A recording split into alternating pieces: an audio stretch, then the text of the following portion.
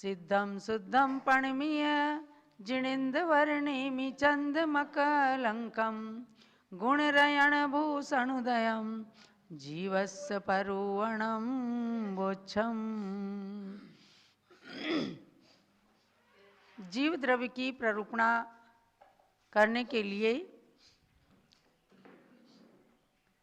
हम इसमें अब आते हैं 13 नंबर की गाथा में। अर्थात आपको जानना यह है कि जीव द्रव्य को 20 प्ररूपणाओं के द्वारा वर्णित किया गया है घुमट सार जीवकांड में, और उसी का सार लेकर के पूज्य माता जी ने केवल 173 गाथाओं का संकलन करके घुमट सार जीवकांड सार नाम का ग्रंथ हमें प्रदान किया है। उसका स्वाध्याय करते हुए आपको हमने सबसे पहली प्ररूपणा जो गुणस्थान नाम की है, उस गुणस्थान के 14 भेदों में से 4 गुणस्थानों की व्याख्या हमने आपको बताई है। चतुर्थ गुणस्थान में आपने 10 नंबर की गाथा के द्वारा चतुर्थ गुणस्थान का लक्षण जाना। पुनः सम्यक दृष्टि, चतुर्थ गुणस्थान का नाम है अविरत सम्यक दृष्टि, यानी जहाँ पर व्रत नहीं है लेकिन सम्यक दर्शन प्राप्त हुआ है जीव को, ऐसे जीव की क्रिया व्रत नहीं होते हुए भी उसके सम्यक दर्शन की शुद्धता के कारण उसे मोक्ष महल की प्रथम सीढ़ी पर चढ़ने वाला उत्तम मानव माना गया है। उसके लिए कल आपको बताया गया कि किसी कारण से अज्ञानतावश यदि गुरु के वचनों में कोई गलती भी है लेकिन गुरु पर दृढ़ श्रद्धान है तो वह व्यक्ति सम्यक दृष्टि है। इसके अलावा 12वीं गाथा के अंदर बताया सुत्ता दूतम सम्मम दर्शित जंतम जदान सद्दहदी सो चेव हवई मिच्छा इट्ठी जीवो तदो पहुदी, यानी किसी सम्यक दृष्टि जीव ने कोई गलत श्रद्धान गुरु के निमित्त से या अपनी अज्ञानता के निमित्त से उसने धारणा बना ली है, उसकी तब तक वो सम्यक दृष्टि है, क्योंकि भगवान के वचन और गुरु के ऊपर उसे श्रद्धान है।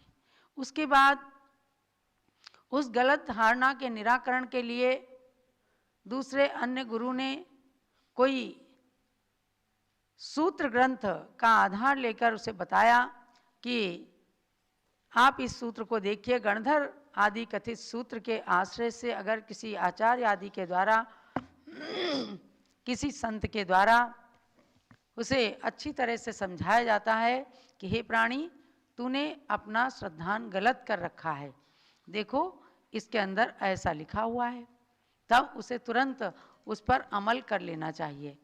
और अगर वो नहीं करता है तो तदोपहुदी बहुत बड़ा शब्द है कि वह उसी समय से यदि अपने हठाग्रह को रखता है और उस सूत्र पर श्रद्धा नहीं करता है तो उसी समय से मिथ्या दृष्टि हो जाता है। इसलिए कहा क्या अपने को मिथ्या दृष्टि नहीं बनना, और यदि सूत्र हमें दिखाए जाते हैं तो हमें अपनी मिथ्या धारणा को छोड़ करके और सम्यक दर्शन की ओर अग्रसर होना चाहिए। अब अगली गाथा के अंदर कहते हैं कि इस चतुर्थ गुण स्थानवर्ती जीव के असंयतपना होता है, संयम उसके नहीं होता है। इस विशेषण की अपेक्षा को दृष्टि में रख करके उसके आशय को और भी स्पष्ट करने के लिए विशेष स्वरूप बताते हैं कि भाई किसी का प्रश्न हुआ कि वो उसके अंदर व्रत तो है नहीं, संयम तो है नहीं, तो उसमें और मिथ्या दृष्टि जीव में अंतर क्या रहा। तो आप सुनिएगा, आचार्य श्री नेमी चंद्र सिद्धांत चक्रवर्ती मुनिराज के द्वारा लिखित गाथा सूत्र पढ़ेंगे।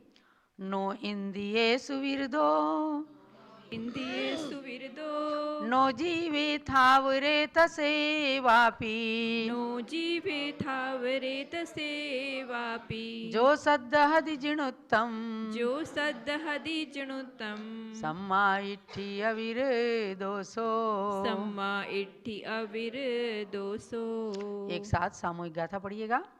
नो इन्द्रियेषु विरदो नो जीवे थावरे तसेवापि जो सदहदि जिणुत्तम सम्मा इट्ठी अविरदोसो। नो इन्द्रियेषु विरतो नो जीवे स्थावरे तसेवापि यह श्रद्दधाति जिनोक्तम सम्यक दृष्टिरविरतः सः। मूल गाथाओं को इसीलिए दिया है कि आप इन पर पूरी तरह से अपने ध्यान को केंद्रित करें और अच्छे से इस बात को जानें कि चतुर्थ गुण स्थान का नाम है अविरत सम्यक दृष्टि। यानी उस चतुर्थ गुण स्थान में रहने वाला जो जीव है वो उसके व्रत तो नहीं होते, लेकिन देवसास गुरु पर श्रद्धान करने के कारण वह सम्यक दृष्टि होता है, इसलिए उसका नाम है अविरत सम्यक दृष्टि। अब उसके लिए कहा कि जो नो इंद्रियेषु विरदो, वो इंद्रिय के विषयों से विरक्त नहीं है, यानी 5 इंद्रिय और एक मन जो है उनके अनुसार वो चल जाता है, इनसे विरक्त नहीं हो पाता, इनसे संबंधित विषयों का त्यागी भी नहीं हो पाता। नो जीवे थावरे तसेवापि, और त्रस और स्थावर हिंसा का वह त्याग भी नहीं कर पाता है। किंतु जो सद्दहदि जिणुत्तम, इतना होने के बावजूद भी जिणुत्तम माने जिनेन्द्र भगवान के द्वारा कहे गए तत्वों पर श्रद्धान मात्र भी करता है, सह सम्या इट्ठी अविरद, वह अविरत सम्यक दृष्टि कहलाता है। तो इसमें क्या हुआ कि संयम 2 प्रकार का है, एक इंद्रिय संयम और एक प्राणी संयम। 5 इंद्रियां हैं अपने पास, स्पर्शन रसना घ्राण चक्षु और कर्ण, और एक है मन। तो इन इंद्रियों के विषयों में प्रवृत्ति के कारण ही ये जीव त्याग नहीं कर पाता, तो उनका भी वो त्याग नहीं कर रहा है, विषयों से विरक्त नहीं हो पा रहा है, और अपने और पर के प्राणों की रक्षा को प्राणी संयम कहते हैं, कि जैसे 1 इंद्रिय से लेकर 5 इंद्रिय तक के जीवों को नहीं मारना, तो ये तो संयम हो गया प्राणी संयम। लेकिन इनके प्रति भी वो विरक्त नहीं हो पाता है। किंतु इस गुण स्थान में दोनों संयमों में से कोई भी संयम नहीं होता है, इसलिए इसको अविरत सम्यक दृष्टि कहा है। अब इसके बाद इसकी डिटेल ये जानना है कि परंतु इस गुण स्थान के लक्षण में जो कहा कि अपि शब्द जो है, थावरे तसे व अपि, स्थावर और त्रस जीवों की हिंसा से विरक्त नहीं होता, फिर भी वह जो अपि शब्द पड़ा है उससे कहा कि असंयमी होते हुए भी मिथ्या दृष्टि जीव के समान उसकी चर्या अनर्गल नहीं रहेगी। समझ गए ना? चूंकि सम्यक दृष्टि है तो हिंसा भी कर सकता है, इंद्रियों के प्रति असंयम भी रह सकता है, परंतु मिथ्यात्व गुण स्थान में प्रवृत्त हुए मिथ्या दृष्टि जीव के समान उसकी चर्या अनर्गल नहीं होगी। यहाँ पर हम थोड़ा सा कर्मकांड की ओर भी आएंगे। गोमटसार जीव कांड है और एक गोमटसार कर्मकांड भी है।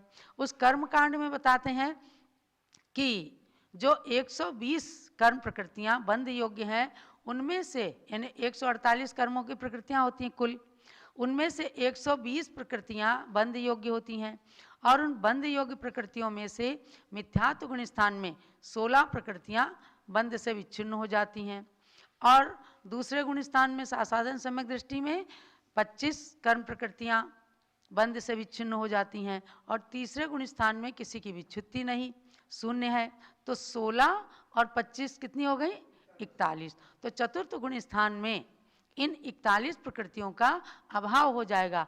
तो अभाव होने का मतलब है कि मिथ्यात्व गुण स्थान जैसी उसकी अनर्गल चर्या नहीं होगी। इसलिए आप सबको जानना है कि इन कर्म प्रकृतियों का जब पूर्व नियम के अनुसार चतुर्थ गुण स्थान वर्ती जीव के अभाव हो जाता है, तो समझो कि उस तरह की उसके जीवन में प्रवृत्ति भी नहीं आएगी। इसलिए इस चतुर्थ गुण स्थान में मिथ्यात्व की अपेक्षा बहुत ही विशेषता होती है, और यहाँ तक कि असंयमी जीव के भी रहनसार ग्रंथ के अंदर उसमें जो है चारित्र भी किसी अपेक्षा से मान लिया कि मिथ्यात्व या मिथ्या दृष्टि जीव की तरह से उसके अनर्गल चर्या नहीं होने के कारण उसका नाम दे दिया सम्यक्त्वाचरण चारित्र, यानी सम्यक्त से सहित उसका आचरण होता है। आज हम केवल इतना ही स्वाध्याय इसका रखेंगे।